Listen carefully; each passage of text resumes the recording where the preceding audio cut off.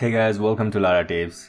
In today's video, I'll be showing you one new feature that has been added to Laravel version 8.73.2, and that is related to the resource collection. And before starting this video, I would like to introduce you to this video sponsor, which is Cloudways. Cloudways is a managed cloud hosting platform which focuses on your business and avoid all the web hosting hassles.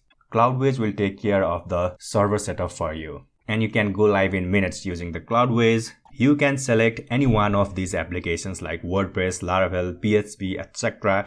and you can host those in any one of these servers like DigitalOcean, AWS, Vultr, Google Cloud or Linode. And also you can scale your server size as you need using the simple and easy user interface. You can use the link below to subscribe to Cloudways, and if you sign up now within the Black Friday period, then you will get 40% discount for 4 months. And if you are watching this video after the Black Friday, then also you will get 20% off for 2 months using the link that I have provided below.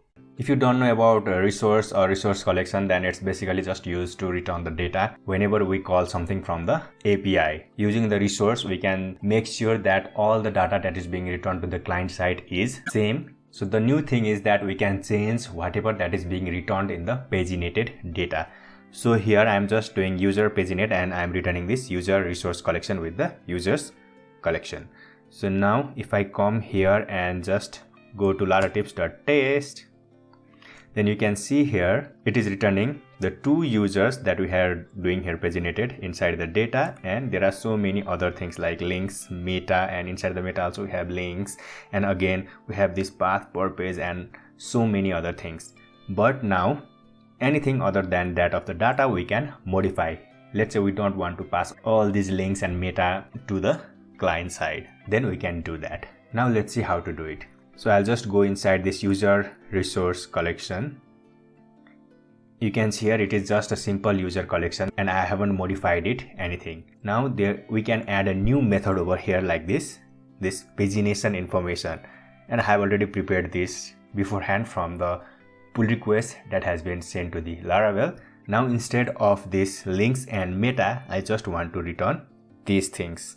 So now if I just reload here, you can see here I am getting this data and whatever I have passed from here, and I have taken this from the pull request itself.